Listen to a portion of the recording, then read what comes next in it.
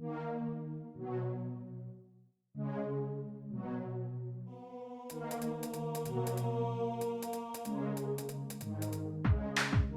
everybody, welcome to Nikos RPG. I'm Jonathan Albin, the Games Master, and this is our show, It's Okay to Play.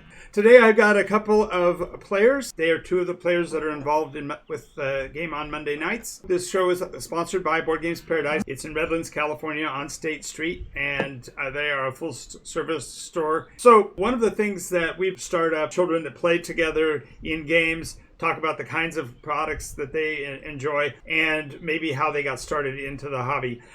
So let me introduce to you Natalia and Victor, Gimini the Cricket, and Netlander, Walker Wizard. Why don't you tell us a little bit about yourselves, how you guys got started playing, maybe a little bit about what you are involved with in the game. Well, in short, I've been around the hobby since the 80s. I actually dug up my old D&D books back from the day. I didn't think they existed. They're back there somewhere. I never really played, just kind of been around. D&D has been basically the creation for everything now. Movies, games, books, everything. Not all these years on and off, doing the miniatures thing on and off, and then I get back into it every 10 years. And about 10 years ago, I got back into it. And then she was born around 2 years old. She's been playing games since 2 years old, pretty much everything. She can pretty much handle any game out here. And at some point, Richard, the owner of Board Game Paradise, we became good friends because he had a game group a while ago. Then the store happened, and he started doing events. And I guess the girl did such a great job that that's all she would play. We don't play any more of these games that you see all over this room. What a tragedy. Well, to be honest, it's less stuff to store. Isn't that the truth? Some of those games take as many hours to put away as they take to get out. If you don't mind me asking, what was it that attracted you to playing games even at that very young age? Because I have to admit something. You started before I did, 4. So you beat me by a couple of years there. So what triggered? Was it Dad going, "Here, move this"? Probably. What Natalia, what is it you like about playing games? I don't know. I just like it, you know? It's fun. It's fun. Okay, fun's important. How about when it came to starting your daughter out? In my case, my parents utilized games as a way of communicating, and although arguably they played far less crunchy games like Canasta and Kings on the Corners and card games like that, nonetheless, when we traveled, almost all of the games that we played were at the tabletop, and we would go to visit the relatives or whatever for holidays, and within 5 minutes we were already playing games. So what is it that appeals to you about it? To be honest, I've been around games since the 80s. The whole Dragons, you already know. To be honest, I picked them up and she got into it. I'm a big proponent of games to teach. Richard's doing it with his son, and I think it works great. She's grade 8 since kindergarten. Mm-hmm. She's on 7th grade. Nice. I'm a huge proponent of that. It works. I don't know why people don't. Well, I know why people don't try them, but. Well, what we're here to do is help them, right? We're to help educate them on the merits of this. So, Natalia, what was the very first game you remember playing? Can you think back to what it was that was your very first game that you played? First, actual game was probably Survive. With that treasure game. Oh, there's no treasure in any games. I don't know what she's talking about. The one that you were going around, I click the tiles or whatever. Race to the Treasure, that's what it was called. Race to the Treasure, I remember that one. I remember that show. That game was promoted on one of the kids' TV shows on, I think it was Nickelodeon, and if you didn't win, you got slimed. Yeah, it's there's a line of games out there that I recommend. That's why we started the YouTube channel, to just recommend games that actually work. I get rid of games all the time just because not that good. They just not much there. Oh, you get rid of games all the time with all that rack of games behind you? That if I see a title on the back that I know it must be a good game because it'd already be gone from your house, huh? Oh, yeah. Yes. Down there, you don't even see a whole bunch of boxes. So what is the? Do you guys play a game with the family as well? Your extended family, aunts and uncles, and grandma and grandpas, that kind of stuff. Yeah, it's just me and my mom right now. And that was pretty much it. It was just the three of us. Mm-hmm. And my wife came in, and then we kind of play a little bit there. We haven't been playing a lot more, getting close to teenagers, so you kind of know. But yeah, we have, and I those as well for the older folks. That's fair. That's fair. I will say, in my case, my family played games forever, but when I got to be an adult, I moved to California. My family's all in the Midwest, so there was not a lot of connection for my son with them. We're raised in the house, and we played games all the time. But ironically, we played more games as they got older rather than fewer. Our house became ground zero for the community. In other words, my son and his friends would come over to our house, and then they would go outside for a while, and pretty soon I'd have 8 or 10 or 12 people in my house playing. We played a lot of party-type games, like back then the big one was Apples to Apples, and our house became ground zero. So don't, Natalia, I'm talking to you now. Don't let him let you stop. You need to expand your horizons and get more people in, because you are the youth of the country. We have to admit, the youth of the country are the next generation, and if we want games to thrive and expand, it's up to you kids. So, Natalia, I'm telling you, bring friends to the next game. Funny you say that, because she's been trying to start a little D&D group at her school. But oh, excellent. It's a thing at lunch, not much, but. Yeah, well, the trick with the snippets is you give them a taste for it, and you say, "Oh, we play on Mondays," or you go to the store. I know that Rich is amenable to this. If you started a kids group, oh my goodness, if you started as a game master for other kids your age, he would be all over helping you promote that and get you even more players. I've been working on that. It's just hard. It is. Yeah, but I've played with I would say I've even played enough with Natalia to know that she is going to be a more than competent game master on her own, and so she should be seriously building that. Because for those of you that don't know, one of the things that I do in my games is I require my spellcasters to create their own book of magics. They're not using the spell lists that are actually in the books. And Natalia, I wouldn't say religiously, but pretty faithfully has. Just about every week come in with a new take on a spell that came from her books, and she obviously is reading, but she's always coming in with new innovations on that. So that's why I know you're going to be a game master. I can see you twisting your hands in front of your face as the other people are waiting for your story. So, Victor, when it comes to the games that you play with family, do you tend to play turn-based games? Older, so I'm really trying to push that again. Mm-hmm. We've been downgrading to a little bit lighter games. Mm-hmm. Push Your Luck games work for us. King of Tokyo is one of our favorites.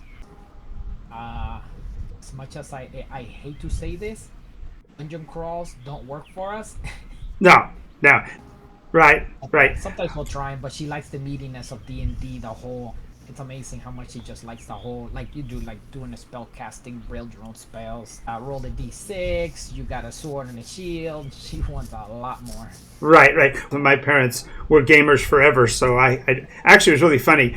My dad, when I was a kid, I remembered clearly that he played war games with me. Victory in the Pacific, War at Sea, those two. You have Victory?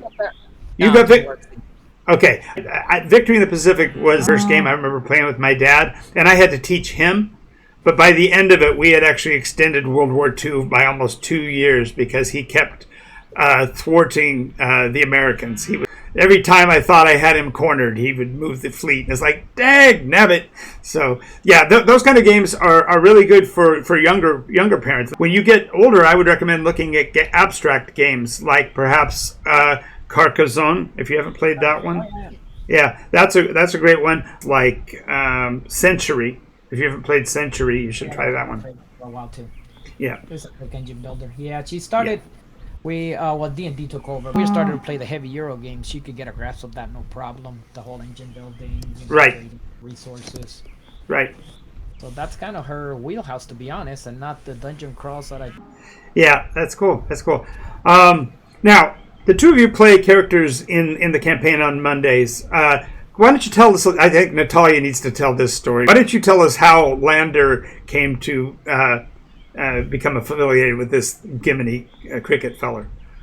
So he wouldn't stop giving us suggestions on what to do. So we're like, you know what? You're gonna be a familiar now, whether you like it or not. And how's that gone over? Is Gimini been good to you or Decent. decent for a familiar? You'll keep him around. If we have to eat something, we know who's gonna go. Just Nice. Well, he is a big beefy cricket. He's not a little guy. Why don't you tell us a little bit about both of you? Tell me a little bit about Lander. Tell the viewers a little bit about Lander and about Gimini. No, Lander first. so Lander is a fire-obsessed wizard. A little fire obsessed. Just a little. He grew up in Eldrasar, just surrounded by books and everything. His parents were wizards, so he basically took on the family tradition. Became a wizard. Tradition. And with the being a wizard and requiring a familiar, you need to have somebody that helps you with your spellcasting. What is it, do you think, that appeals to you about the way role-play games work compared to the tabletop games? If that's your focus, what is it that brings that out for you? I like that it's not, if you're not glued to the rules, you can do whatever you want, however you want to do so. And that's basically it. That's fair. Well, I know that for a short time you were playing with a group on a different night, and then you came back to us. Can you tell us a little bit about the benefit of having multiple game masters? What's the benefit of playing in different adventures written by different people? You definitely get a lot of variety. I play on Saturdays. That's more combat based. Mm-hmm. And then you're definitely more on the role playing side. So I get to get both during the week, Yeah, there you go. If you were going to tell a story, what would be the first thing you would tell a player in your game? That's a hard question. First thing would probably be... I don't know. I really thought about it. Oh, good. I put an egg in your ear. That's okay. Just think about it. In 3 years from now, it's going to hit you like a ton of bricks. You go, oh, I was always supposed to be a storyteller. I just know it.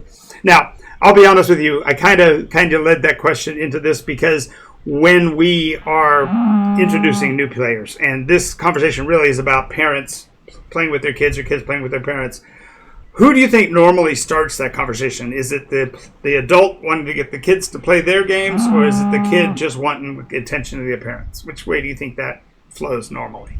I feel like normally it's the parent. But for me, it was definitely, I want to play D&D. You're going to play with me, No, that's fair. That's fair. Yeah, I have to say having Victor in the games has been a gem, because about a third of the time he doesn't agree with anybody else at the table. It's so fun to have this cricket. It's just an image of the idea of this cricket with his hands on his hips going, no, you guys are messing this up. You're going to get in trouble. So fun to watch.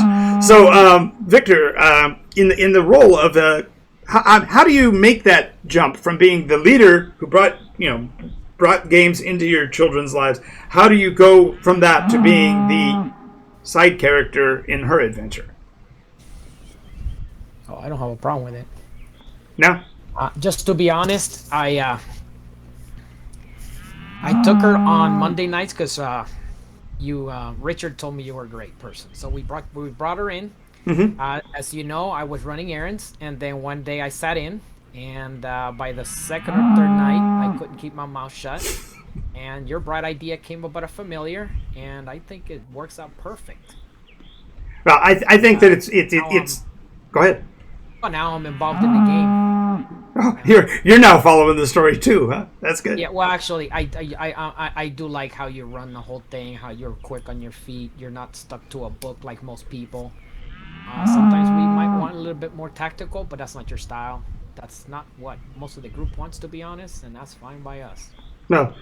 What did you think of the Halloween adventure? There was a little bit of smashing things on. I wish it was longer. You can do that every day. 2 hours.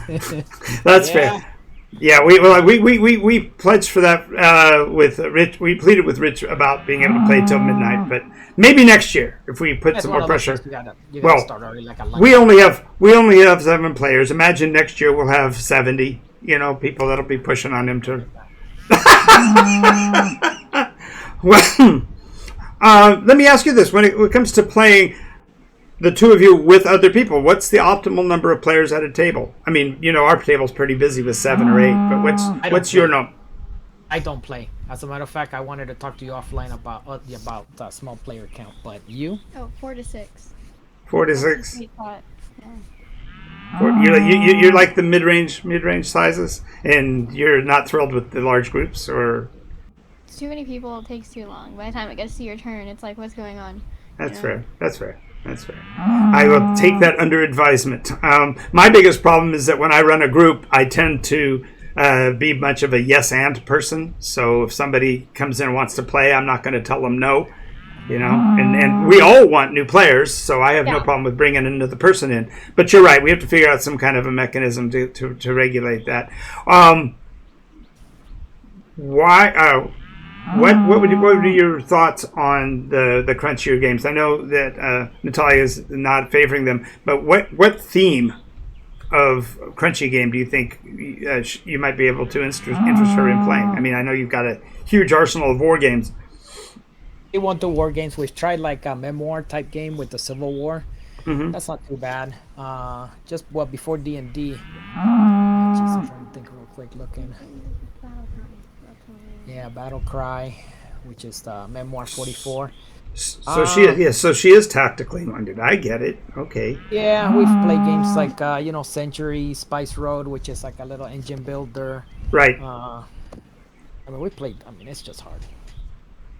Alrighty, so I'm going to be doing a Christmas special first part of November, and what I would like to do, if you guys are amenable to it, I'd like to invite you to be a part of that. What I'm going to try to do is get 4 different duos, parent and child, and bring them together and kind of come up with a top 10 games before the end of November, so we can have that for the Christmas list for the Christmas buyers. As far as, so we'll do like a marathon. What's that? Oh, that's not that hard. We used to do that every week or every 2 weeks. Have like 20 lists. That's fair. See, I used to for a very short time. I actually ran a top 10 list on a weekly basis called the Game Master's Top Score, and I would like to do that again, but quite frankly, the marketplace floods so fast with new product. The Kickstarter list alone is monstrous, let alone the retailers' new inventory all the time. So, anyway, I thought it would be kind of nice to have a family guide written by families, and just kind of have like I'll have a voting system, so we'll play through however many games we can, and maybe some of them you'll have to take home and play on your own or whatever, and then you guys will score them, and then I'll merge the scores into an overall list for the Christmas holiday. Would you guys be amenable to helping me with that? Yeah, we'll try. We don't play as many as we used to, but yeah.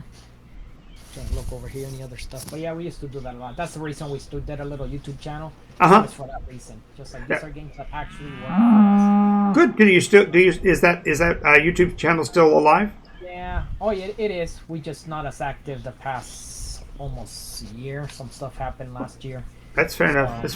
Well, if you want to after I get done with this, you can give me the information. I'll put it into the site so people can go and take a look at your videos. Let people know what else is going on. Let's see. Any questions you guys have that aren't game related? Because I know this might be an opportunity for you guys to get an edge on the campaign. But anything you'd like to, any comments you would like to make to parents that have kids that are of game playing age, or Well, the big question I've had for you is I've been trying to figure out. I know there's a million resources out there. She prefers to play, believe it or not. You've already seen paper and pencil. Mm-hmm. Not the virtual tabletops, none of this stuff. She likes paper and pencil. The traditional D&D, preferably a grid sheet where she can drawing out the map. Mm-hmm. It's kind of surprising. But I've been trying to figure out how to run very small player groups, like just her, maybe her and two people, Mm-hmm. where she can play an NPC or something. Sure. I've been trying to figure stuff like that. I've got a lot of stuff here over the years. As far Sure. as, like, little tactical battles, but my weakness, your strength, is storytelling. All right, so here, I do have an entire academy available to teach people how to be a game master, but it's actually about world building, which is really about storytelling. So I might get you some resources from that. But the one piece of advice I would tell you is that they say that the most creative of individuals simply hide their sources the best. And the best stories are something that you like as a story. So, for example, in my case, I have read all of the classic war stories, Red Badge of Courage and, Longest Day and so on. There are stories in there that can be brought down to 3 and 4 players because those 3 and 4 are the primary characters. I'm thinking 2, because this basically is just me and her in this house. And I've been trying to find another group. She's getting to be like she needs a group almost every day.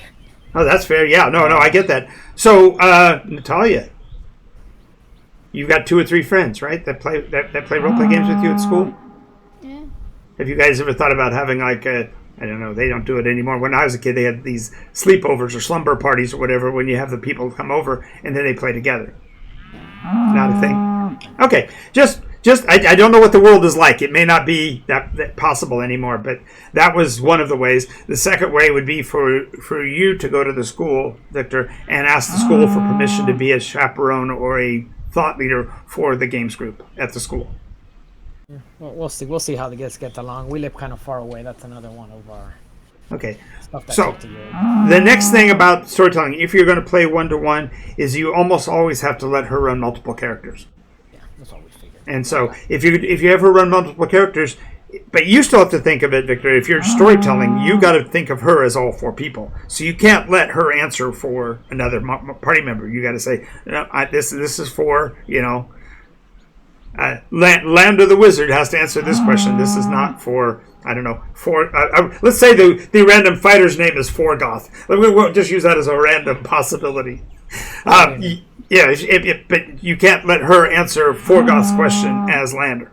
She's got to let each character develop itself. One of the best ways for this is for her to actually take your standard die roll set for the character and have her build 6 different characters with the same die roll set. Do that? That because you just move the numbers around, and then you have to figure out what that character would be like if this were their attributes. What this will do is it will allow her to still be her because that's her numbers, but the characters are then defined by their stat rolls and whatever, so therefore she has to play each one bifurcated from the others. And that way she has to develop a wider expanse of potential opportunities, and you're able to therefore adjudicate the story more equitably between the characters instead of feeling like it's just the 2 of you sitting across the table looking at each other. The other thing is to Lander. See, I called you Lander again. Natalia, when you're playing a role, maybe look at building an affectation or a voice for that character that you don't use for another character. And this way, when the requirement is for you to answer as Forgoth or whatever, you can switch your position and your attitude and your actions to match that new personality. Now, some would say when you start dividing the personality in different directions, it's dangerous. But the reality is that we all make believe all the time. Even in the workday when our boss is getting on our cases, we're like, yeah, I'd like to punch him in the face, but I'm not going to in this reality. But in another reality, he's getting his comeuppance. But so that's the recommendation. The next thing in terms of content for a beginning storyteller, find one of the classic long form stories like the Odyssey or the Iliad. And since those are fictional works that Natalia may not have read, you can play her through that as the characters in that story. Even if she's built her own character to go in there. Imagine if she's, the Prince of Greece who's away from the family and has to travel across the ocean to get back there. You secretly already know what's going to happen because you've read the Odyssey, but she may not have, and so you know what she's going to face next monsters-wise because you already have in your head from what you read. And therefore your storytelling becomes easier because you're not telling just your story, you're telling the story of Homer.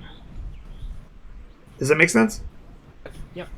So. Yeah, I've been printing stuff out like most people. Sure. And it gets to be to the point that you're having to memorize stuff, and it's not right. That's why I say go with stories you know, because that way when she takes off, when Natalia or if Lander, if he takes off in a direction you're not ready for, you can roll with it because you already have an idea of what's going to happen if they don't come back to the primary story, right? So you're always able to put Easter eggs that bring them back around. So reading other people's stuff is great, but only if it can be internalized. So I usually go for the oldies and goodies. As a matter of fact, I don't know if you guys have noticed this, but several of my adventures are pretty much taken directly from other works. So we were looking at the travels into the when we were climbing the ascent into the abyss.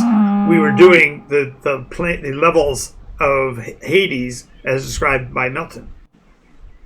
But it was on the whole Jack and the Beanstalk. Giant and the Beanstalk. Well, I did Jack and the Beanstalk after that, but yeah, see, and I made Jack and the Beanstalk a little too on the nose. That's why we walked that back a lot after that. But the idea was to try to get you to realize you were in a different realm, and you can do it in a lot of different ways. But to keep the story together, you kind of have to have an idea of what the story as a whole is. And so, if you can get a hold of a story that you think of in memory. The Battle of Gettysburg or whatever that becomes the framework that you're going to build the adventure around, then the player is only interacting with what you already know. Makes you look like the authority on the subject, and of course you already knew what the story was going to be in the first place. So that's the way to do that. Especially what it'll also do is that if she gets any hint on what it is you're running on, she'll start reading the classics. She'll start going and reading the same books that you did to try to find. Oh, there you go. Slow down a little bit here. See, oh, yeah? I'm the storyteller. He's not. He's the more tactical based person. Well, then why don't you be the storyteller and let him? You're the creative. He insists that he needs a DM. Oh, that's fair. Ever since I was like 3, I can remember writing stories. That's fair. I That's fair. had made my own like comic books, and Nice. then just recently I wrote my own like kind of adventure based off of the Goonies. Oh, nice. Right. Shh. Never tell anybody where you got the source, because that way, when they play through it, they go, "This is an amazing story," and you're going, "Yeah, I know." They made a movie out of that. Yeah, exactly. But that's a good source. That's a fun story. Pirate ships and everything. So, well, we're about out of time for what I intend to do as a half an hour show. We're coming up on the end of that here pretty quickly. So, if you wouldn't mind, tell me what were the past 5 games, not counting Dungeons and Dragons, that you played in Natalia, and what are your top 5? This is for you to think about in a second, Victor. I want you to be able to tell me the top 5 lifetime games that you've ever played. So, Natalia first. So 5 recent games. The last 5 non-D&D games that you played. Okay. I'll have to go look back there. Give me like 1 minute. Okay. Got a bunch of them back there. I'll let her go do that. So you go ahead and answer your question then. You know what? It's hard to tell. I give you 5. That's better than most. I'm Most a of those. nostalgic guy, so I'm looking real quick. That the Dungeon Quest, those old Games Workshop games bring nostalgia. Mm-hmm. Space Hulk up there. Space Hulk rocks. Space Hulk's Space Hulk's in my top 10, easy. Well, you might want to get a hold of me because I started 3D printing the whole Space Hulk. Yes, we do need to talk because my entire collection was burned in my fire. I lost. That's one thing I wanted to do at the game store. Just bring my whole Space Hulk, put it on one of the big tables, and have people go at it all weekend. Just leave it there, pick it up on Monday. Well, yeah. Well, okay, and I'll help you. I'll help you create the story for that because I'm always playing Gene Stealers, so I've got a backstory that we can merge with your. Figure out how to do the other ones. Yeah. Well, yeah. I've been having stories where you bring in two squads. They latch onto the Hulk and then they come in. Yep. Exactly. The classic startup. But And that's pretty much it. I do like a lot of the heavy Euros, and again, there's a new one every week, a new flavor every week. yeah. I used to play games with a bunch of retired old men. Hmm. And, we kind of lost track. I need to get back into that, but they're retired. They used to play all day heavy Euros. I really miss those days. Well, as an aside, just quickly, I'm going to insert that although it's not Board Game Paradise, the store in Upland, Gameology, I think it's every Saturday they have a Grognard group. So you can reconnect. I know these two guys. They play at the house like on Wednesdays and Saturdays. Oh, that's fair. So. That's fair. But and you? Did you figure out your couple of ones there? I think so. So I would be Funkoverse. Which one? Funkoverse. It's like a little tacticals miniature battle game. Okay, Funkoverse. Got it. Yep. Yep. Where was it? Trekking Through History. Mm-hmm. It's a little set collection. Mm-hmm. Back to the Future, Back in Time. Yeah, it's like a pandemic style game. Yeah. Story. Clank. Oh, yeah. Clank is fun. Clank is fun. Oh yeah, we went through the whole legacy thing. We had a great Clank time. Legacy. Yeah. And then Lords of Waterdeep. Oh, Lord's Waterdeep is one of my favorite. I'm not much for the worker placement games. I like the worker elimination games where you start off with a lot of guys and then you end up with almost nobody at the end. It's always fun. Yeah, she likes Wolf. That's one of my favorite. But yeah, that's another one. Lords of Waterdeep is a great intro game for any family. It's not hard at all. Hey, and it's also got a D&D theme, so you can lead your kids over to D&D. They think it's... Stranger Things. Oh, what Stranger Things? Okay, there we go. We got our TV link. We got our games link. We're good to go. This video is going to go just right through the roof. All right. Stranger Things, I think, is the one that drove into the whole D&D thing. Because she started going, is this what you did, Dad? Is this what the kids did in the 80s? I go, yeah, pretty much. Pretty much. Especially the first season. Especially the first season where you actually got to see them play. That was awesome. All right. Well, thank you guys for being with us today. I really appreciate it. And as I've said before, these young fellows, young people come and play in my game on Monday nights, and you, as the viewers, are more than welcome to join us. We start at 6 p.m., and there is a $10 fee that the store charges for basically the space. So make sure you come in and just announce that you saw this information on Nikos RPG, and we'll be good to go. Thank you again for being a part of the show, guys, and we will see you at the store tomorrow night. Oh, it's Sunday. Tomorrow's Monday. Last time I checked, you are doing good in school, right? Because you do know that Monday comes after Sunday. So, all right, thank you guys. See you soon. Bye. Take care. Dungeons always did. I live